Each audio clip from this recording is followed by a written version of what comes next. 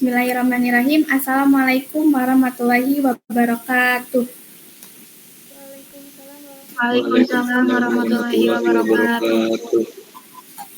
Sebelumnya saya mengucapkan terima kasih kepada dosen pengampu mata kuliah hari ini, Bapak Kosasi Adi Saputra SPD MPD, yang sudah memberikan kesempatan kepada kelompok kami untuk presentasi, dan juga saya mengucapkan terima kasih kepada teman-teman yang sudah hadir. Sebelumnya, perkenalkan, nama saya Fasia Azhara Budiarti dengan nomor MTM 233403256 yang akan bertugas sebagai moderator sekaligus penyampaian materi dalam presentasi kelompok 8 kali ini, di mana kelompok kami akan membahas tentang materi hukum dan hak asasi manusia. Tentunya pada kesempatan ini saya tidak sendiri karena saya ditemani oleh rekan-rekan saya, yaitu Perkenalkan, nama saya Muhammad Dandi Alsyawali dengan NPM 233403117. Saya Randy Vicky Fauzi dengan nomor induk 233403198. Saya Rehnas Sanggita dengan nomor pokok mahasiswa 233403293. Saya Siva Aulia dengan NPM 233403294. Baik, langsung saja penyampaian materi yang pertama akan disampaikan oleh Randy terkait pengertian hukum. Saya persilakan. Baik, terima kasih kepada saudari moderator yang telah memberikan saya kesempatan untuk menjelaskan pengertian hukum ini. Baik, yang pertama adalah pengertian hukum. Menurut Kelsen, pada tahun 1995, mengemukakan bahwa hukum adalah suatu tata yang bersifat pemaksa, suatu tata sosial yang berusaha menimbulkan perilaku para individu sesuai dengan yang diharapkan melalui pengundangan tindak-tindak paksaan. Winata Putra pada tahun 2006 juga menjelaskan bahwa penemuan hukum merupakan sebuah proses pembentukan hukum oleh hakim atau aparat penegak hukum lainnya yang ditugaskan untuk mengimplementasi peraturan hukum umum pada suatu peristiwa. Hakim selalu dihadapkan dengan peristiwa konkret, konflik, atau kasus yang harus diselesaikan atau dipecahkannya, dan itu perlu dicarikannya hukum. Hukumnya dan pembentukan hukum juga harus disesuaikan dengan perkara yang konkret. Berikut adapun beberapa ahli yang menjelaskan pengertian hukum. Di sini mungkin saya akan menjelaskan 3 ahli hukum yang menjelaskan pengertian hukumnya itu. Yang pertama dari Plato. Menurut Plato, hukum adalah peraturan yang tersusun secara sistematis membentuk sebuah sistem yang mengikat masyarakat. Yang kedua ada dari Aristoteles. Menurut Aristoteles, ia menegaskan bahwa hukum juga mengikat hakim dalam melaksanakan tugasnya. Dan yang ketiga ada dari Austin. Austin menjelaskan hukum adalah alat pembimbing yang diberlakukan oleh pihak yang berwenang. Mungkin cukup sekian materi yang dapat saya sampaikan. Saya kembalikan kepada moderator. Baik, terima kasih kepada Saudara Randy atas pemaparan materinya. Untuk selanjutnya, pemaparan materi terkait sifat-sifat hukum yang akan disampaikan oleh Syifa. Saya persilakan. Baik, terima kasih kepada moderator yang telah memberikan saya kesempatan untuk memaparkan materi tentang sifat-sifat hukum. Sifat-sifat hukum ini terbagi menjadi 3. Yang pertama ada hukum yang bersifat mengatur. Hukum sebagai peraturan dalam bentuk larangan maupun perintah berfungsi mengatur berbagai sikap manusia dalam kehidupan. Penerapan hukum bertujuan untuk menciptakan keteraturan, keamanan, dan kedamaian dalam hidup bersama. Yang kedua, ada hukum yang bersifat melindungi. Keharmonisan antara ketertiban dan keamanan perlu dijaga demi tercapainya kedamaian. Ketertiban dan keamanan merupakan pencerminan keterikatan dan sikap disiplin yang tidak dapat dipisahkan.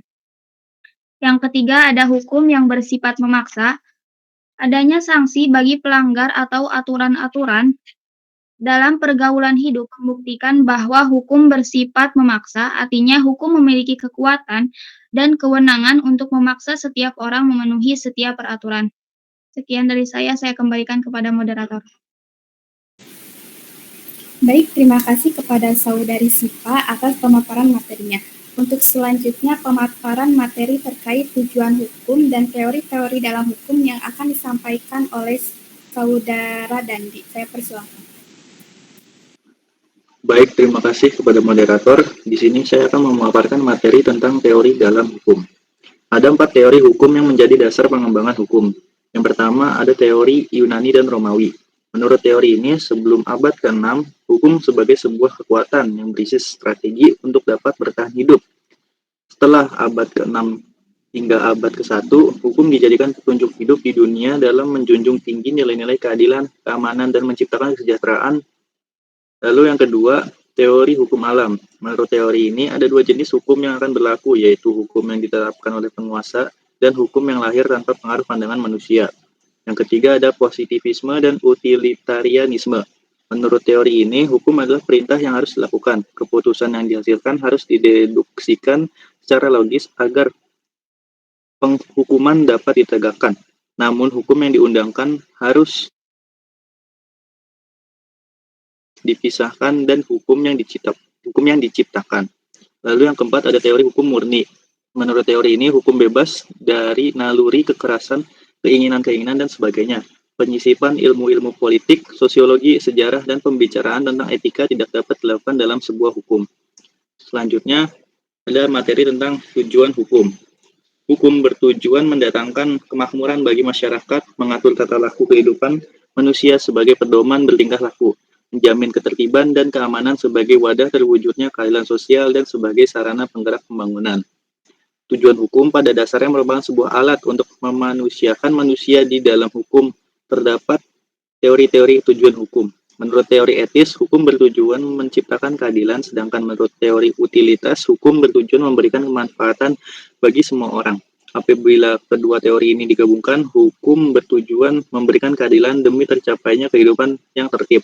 Dengan demikian bahwa hukum bertujuan mendatangkan kemakmuran bagi masyarakat, mengatur tata laku kehidupan manusia sebagai pedoman bertingkah laku, menjamin ketertiban dan keamanan sebagai wadah terwujudnya keadilan sosial, dan sebagai sarana penggerak pembangunan. Sekian materi yang dapat saya sampaikan, saya kembalikan lagi kepada moderator. Terima kasih. Baik, terima kasih kepada Saudara Dandi atas pemaparan materinya. Untuk selanjutnya, pemaparan materi terkait penggolongan hukum dan macam-macam pembagian hukum yang akan disampaikan oleh Sipa. Saya persilakan. Baik, terima kasih kepada moderator atas kesempatannya. Di sini saya akan menjelaskan penggolongan hukum dan macam-macam pembagian hukum. Penggolongan hukum ini terbagi menjadi 2. Yang pertama ada hukum publik dan yang kedua ada hukum privat. Hukum publik ini adalah hukum yang mengatur hubungan antar individu saat diperlukan, sedangkan hukum privat ini hukum yang mengatur hubungan antar manusia dengan berintikan kepentingan perorangan.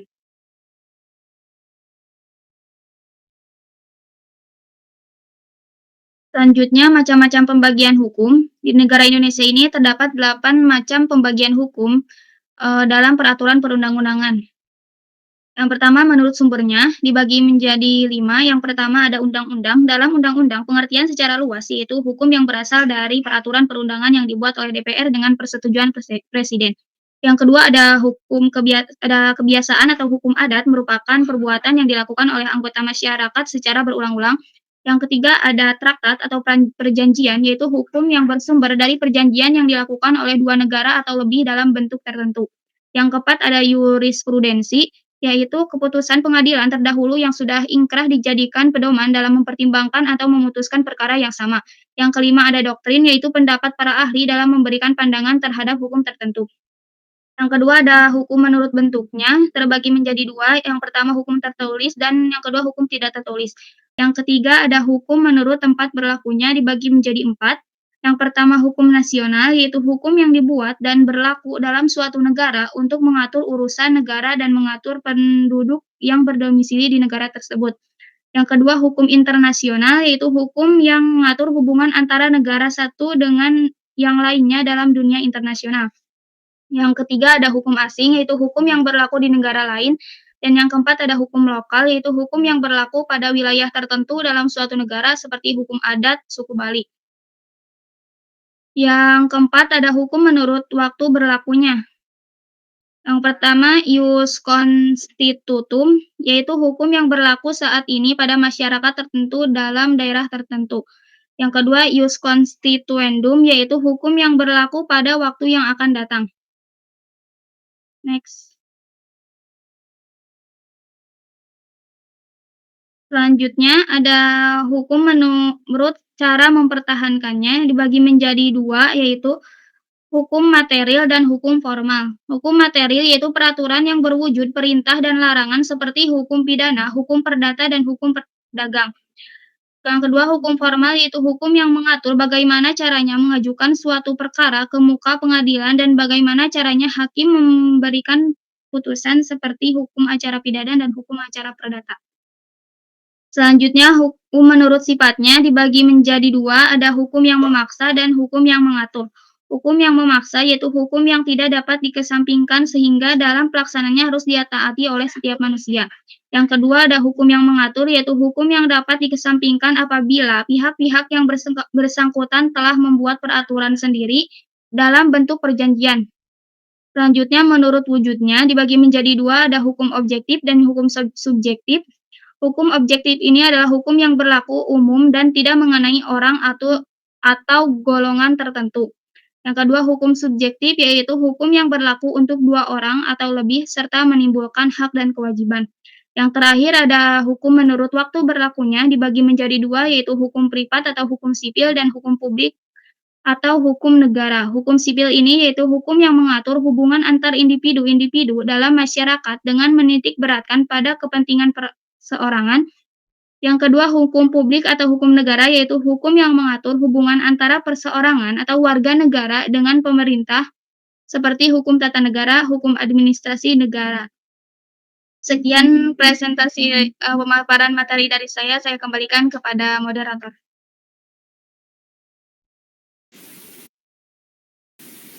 Baik, terima kasih kepada Saudari Sipa atas pemaparan materinya. Selanjutnya, pemaparan terkait aliran-aliran hukum yang akan disampaikan oleh saya sendiri. Aliran-aliran hukum terbagi menjadi tiga. Yang pertama ada aliran legisme. Aliran ini menganggap bahwa sesuatu dikatakan sebagai hukum apabila terdapat dalam undang-undang. Maksudnya adalah satu-satunya sumber hukum adalah undang-undang, dan di luar undang-undang tidak ada hukum. Dalam aliran legisme, hakim merupakan corong undang-undang, di mana ia hanya memutus perkara yang berdasarkan undang-undang saja. Untuk yang kedua ada aliran Praereslere. Aliran ini adalah cara penemuan hukum yang memberi kebebasan pada hakim melalui metode konstruksi hukum. Hakim diberi kebebasan dalam menemukan hukum yang artinya hakim bukan hanya menerapkan undang-undang, akan tetapi juga memperluas dan membentuk hukum melalui putusannya. Untuk yang ketiga ada aliran Rais-Binding. Aliran ini pada dasarnya merupakan pengembangan dari aliran legisme dengan dipengaruhi oleh aliran Praereslere yang pada intinya hendak menahan kemungkinan munculnya kewenangan hakim. Hakim dalam menafsirkan ketentuan undang-undang senantiasa menyesuaikan dengan nilai hukum dan kultus hukum yang dianut oleh masyarakat, sehingga putusan hakim harus dapat dipertanggungjawabkan berdasarkan atas keadilan, kesadaran, dan perasaan hukum yang hidup di masyarakat. Untuk selanjutnya, pemaparan materi terkait konsep hak asasi manusia. Pengertian hak asasi manusia adalah anugerah yang langsung diterima manusia dari Tuhan Yang Maha Esa. Setiap manusia memiliki hak yang harus dihormati, dilindungi, dan dijunjung tinggi oleh pemerintah dan hukum. Menurut David Betham dan Kevin Boyle, hak asasi manusia adalah kebebasan setiap individu untuk memenuhi kebutuhannya. Sedangkan menurut Mariam Budiarjo, hak asasi manusia adalah hak yang dibawa manusia sejak lahir ke dalam kehidupan masyarakat.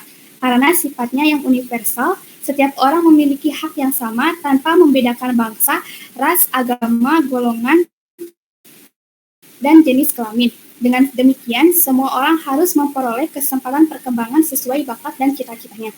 Sekian pemaparan dari saya. Selanjutnya, pemaparan terkait macam-macam hak asasi manusia yang akan disampaikan oleh Saudara Randy. Saya persilahkan. Baik, terima kasih kepada saudari moderator. Yang selanjutnya yaitu macam-macam hak asasi manusia. Macam-macam hak asasi manusia dapat dibagi menjadi 5 macam bidang.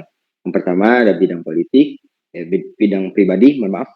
Yang pertama bidang pribadi, yang kedua bidang politik, yang ketiga bidang hukum dan peradilan, yang keempat bidang ekonomi, dan yang kelima adalah bidang sosial.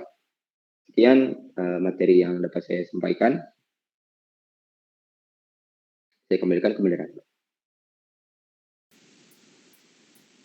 Baik, terima kasih kepada Saudara Randy atas pemaparan materinya. Untuk selanjutnya pemaparan materi terkait sejarah HAM atau hak asasi manusia yang akan disampaikan oleh Saudari Rehnaj. Oleh karena itu, saya persilakan. Baik, terima kasih atas kesempatannya. Di sini saya akan memaparkan materi tentang sejarah HAM. Perjuangan mengenai HAM sudah terjadi sejak beribu-ribu tahun yang lalu untuk menghapuskan sistem perbudakan kaum Yahudi di Mesir pada zaman Nabi Musa alaihissalam. Pada masa penjajahan yang terjadi di Indonesia, terbentuk berbagai diskriminasi dan pelanggaran HAM. Pada zaman penjajahan ini, rakyat Indonesia diklasifikasikan menjadi kelompok sosial, yaitu masyarakat Eropa sebagai kelas pertama, masyarakat timur asing seperti Cina, India, Arab sebagai kelas kedua, masyarakat pribumi sebagai kelas ketiga. Pengelompokan ini berujung pada tindakan diskriminatif kepada manusia yang bertentangan dengan harkat dan martabat seorang manusia. Kondisi ini mendorong bangsa Indonesia dari berbagai lapisan masyarakat untuk memperjuangkan hak-haknya sebagai seorang manusia. Next.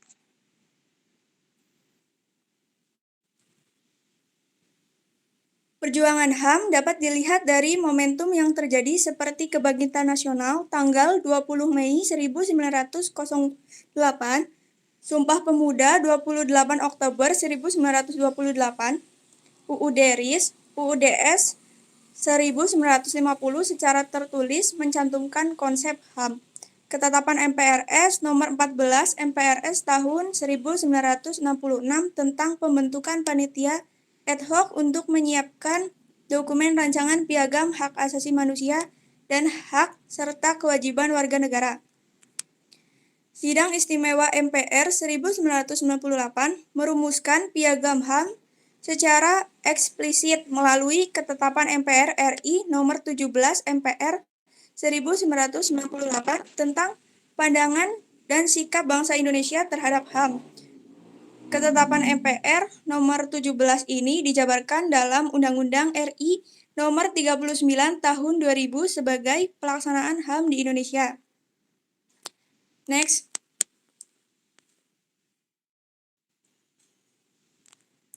Selanjutnya, ada contoh kasus. Di sini kami mengambil contoh kasus yang berjudul Kanjuruhan.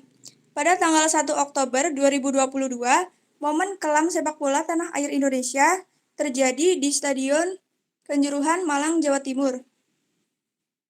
Pintu stadion yang saat itu terkunci menjadi saksi bisu atas 135 nyawa yang melayang. Ratusan orang menumpuk dan berdesak-desakan mencari keselamatan di balik pintu tersebut, tetapi mereka terperangkap dan panik di tengah kepungan asap gas air mata yang ditembakkan polisi. Insiden tersebut kemudian dikenal dengan tragedi Kanjuruhan. Tragedi ini terjadi usai pertandingan Arema melawan Persebaya dengan skor 2 untuk Arema dan 3 untuk kemenangan Persebaya. Sebagian dari penonton merasa tidak terima dengan hasil pertandingan dan masuk ke lapangan. Lalu, tim melakukan pengamanan terhadap ofisial dan pemain Persebaya dengan menggunakan 4 kendaraan taktis. Di lapangan, semakin banyak supporter yang turun dan berhadapan dengan petugas keamanan polisi dan TNI. Polisi kemudian menembakkan gas air mata untuk mencegah semakin banyak supporter yang turun ke lapangan. 7 tembakan diarahkan ke tribun selatan, 1 tembakan ke arah tribun utara, dan 3 tembakan ke arah lapangan. Hal ini mengakibatkan para penonton merasa panik, pedih, dan berusaha meninggalkan arena. Namun, Pintu stadion yang seharusnya sudah dibuka 5 menit sebelum pertandingan berakhir masih tertutup sehingga membuat para penonton yang berusaha keluar terjebak. Pengadilan Negeri Surabaya telah menjatuhkan vonis terhadap Ketua Pempel Arema FC Abdul Haris dan Security Officer Suko Sutrisno terkait tragedi Kanjuruhan. Keduanya dinilai melanggar pasal 359 KUHP, pasal 360 ayat 1 KUHP, dan pasal 360 ayat 2 KUHP, jungto pasal 103 ayat 1, jungto pasal 52 Undang-Undang Nomor 11 Tahun 2022. Dua terdakwa tragedi Kanjuruhan itu divonis bersalah dan dijatuhi hukuman pidana penjara karena terbukti lalai hingga menyebabkan 135 orang meninggal dunia. Sementara 3 terdakwa lainnya dari kepolisian yakni Danki 3 Brimob Polda Jatim, AKP Hasdarmawan, Kabak OPS Polres Malang Kompol Wahyu Setio Pranoto, dan Kasat Samapta Polres Malang AKP Bambang Sidik Ajmadi. Mereka didakwa pasal 359 KUHP. Sekian pemaparan yang dapat saya sampaikan. Saya kembalikan lagi kepada moderator.